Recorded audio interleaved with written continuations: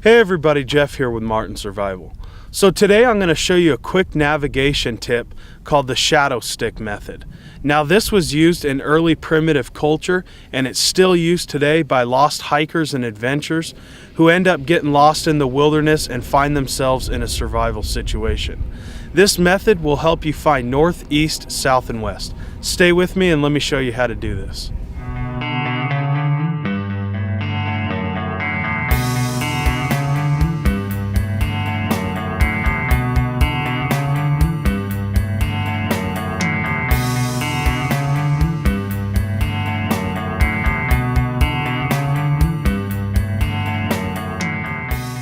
Now, in order for this method to work, you're going to need a few natural materials. You're going to need one stick about 3 feet long. You're going to need another stick that's about 3.5 feet long. Then you're going to need markers. Now you can use branches, as seen here. These are just pine branches that I sharpened at the end, or you can use rocks. And the last thing you're going to need is, of course, the sun. So the first thing I want to do is take the 3.5 foot stick and just set it to the side here. And what I've done is I took the 3 foot stick and just sharpened it at the tip so it's easier to work it into the soil. And what I want to do is I want to take that sharpened end, put it on the ground, and I want this stick to be straight up and down. I don't want it to be leaning to the left or right, back and forth. I want it straight up, and I just want to hammer it. In this case, I just have a stone here into the ground so it's nice and tight.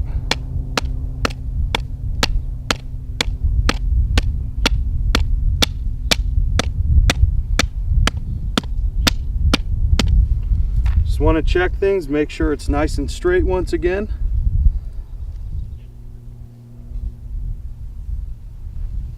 Okay. Now when you do this, you want to make sure it's in a nice open area to where there's no shade, and you also want to make sure the dirt is nice and smooth.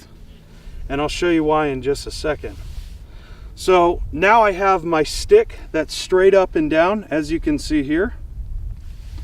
And the first thing I'm going to do is I'm going to go ahead and take one of my pine branches that I went ahead and shaved off. And I always start with the larger pine branch, and I want to take that and I want to follow the shadow that's casting off this little branch here, and I want to mark it at the end. Now what that's going to do is that's going to lay my first marker for navigation. So I'm going to find that, and I'm just going to stick that into the ground right at the tip. So as you guys can see, the bigger stick casts the larger shadow. And then at the tip, the smaller stick also casts another shadow. And one way to tell that this is aligned is it'll all look like one shadow and it'll be straight in the center. And what I mean by that is the smaller stick's shadow will be straight in the center of the larger stick. Now everybody knows that the sun rises from the east and sets in the west. So what you're going to do is you're going to wait every 10-15 minutes, and once the shadow moves, you're going to mark it with another stick. So your first stick, since the sun rises from the east and sets in the west, your first stick is going to be your west point. And then your last stick is of course going to be your east point.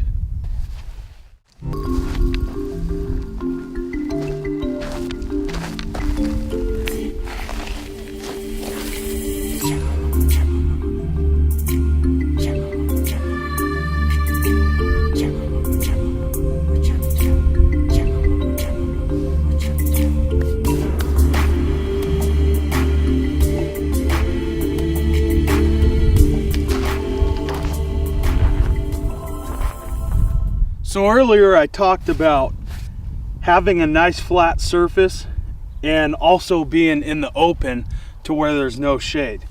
And now I'm sure you can see why.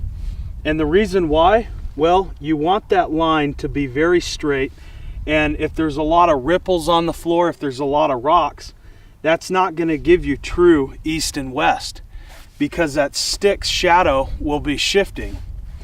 And I say use these little stakes here I carved out of pine for a few different reasons. Well, that's going to give you a precise shadow casting straight from the larger stick. And that's going to be able to mark it a little bit more clear, and it's also going to give you precise direction. Also, I can use this for other things as well. I can use it as a toothpick if I have something caught in my tooth. I can use it as even a hunting utensil. If there's a scorpion and I need to pin down its tail, I have a stick here that also has an end to where I can hold that tail down and I can get a nice clear cut. Also, if I have a fire built around me and all those charcoals are still smothering somewhat, I can take this and use it as a writing utensil by smothering it in that charcoal and writing on a piece of wood or a piece of paper, sending rescue which direction I went. So this is very handy, and I recommend keeping a few of these inside of your backpack and scouting kit.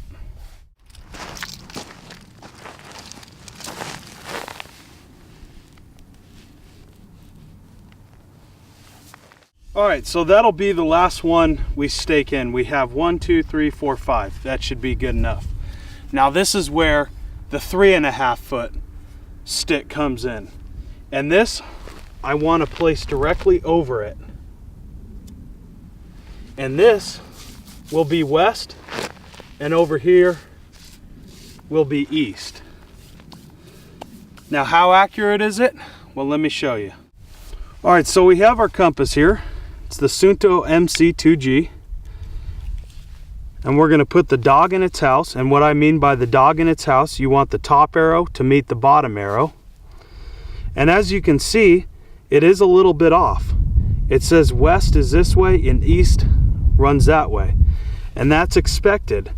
But in reality, the sticks is true west and east because of the shadows it casted. And the reason why this is a little bit off is because of the magnetic air in the magnetic compass. So where is north and south? Well, north and south is about like this. So you'll have north, south, east, and west.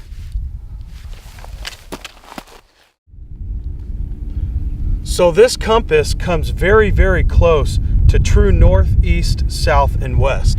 It's just a hair off, but that's no big deal. I still recommend carrying at least 2 inside of your scouting pack as well as a bug out bag. If you're any outdoorsman, whether you're a hiker, a fisherman, or an adventurer, or just going out and practicing wilderness survival, having this very, very important. I have 3. I have 2 of these, and I also have my watch, which is also a compass. But knowing this primitive method on how to find true north, east, south, and west is very, very crucial, and I do recommend going out and getting the dirt time. So if you don't come prepared, your second best option is a stick in the sun. Well, I'm Jeff with Martin Survival. I appreciate you joining me for this video. If you guys have any questions or comments, email me desertsurvival87@yahoo.com. Thanks for watching, guys.